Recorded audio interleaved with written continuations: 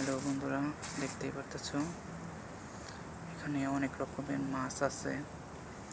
পাঙ্গাস মাছ, কার্পো মাছ, কালার আছে অনেক রকম।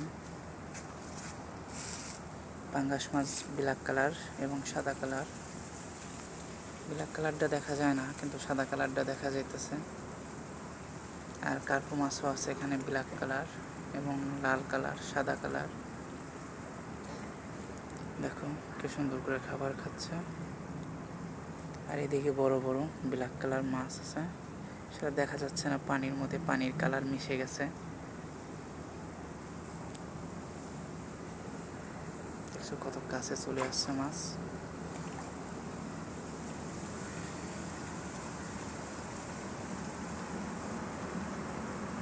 সবাই ভালো থাকবা বন্ধুরা।